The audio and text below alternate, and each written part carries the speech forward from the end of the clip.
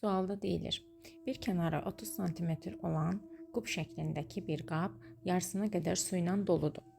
Bu su radiusu 10 sm olan silindr şəklindəki qaba tökülsə, su hündürlüyü neçə santimetr olar? Biz birinci bu qabdakı suyun həcmini tapaq.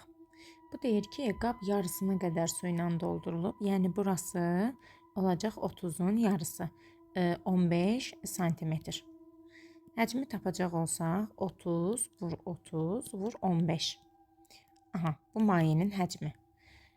Santimetrin kubu. Çevirmirəm onsuz da, elə bu da santimetrləndir.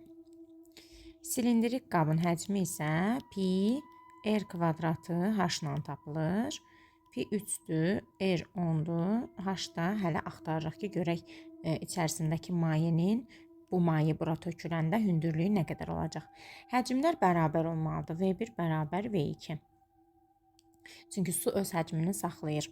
Deməli, 30 vur 30 vur 15 bərabər olacaq. 3 vurulsun, 10 vurulsun, 10 vurulsun H. Bu sıfırla bu sıfır getsin, bu ilə də bu getsin. Bu 3 ilə də bu 3 getsin. H da bərabər olacaq 45 santimetr. Deməli, burada maye 45 santimetr hündürlük tutacaq.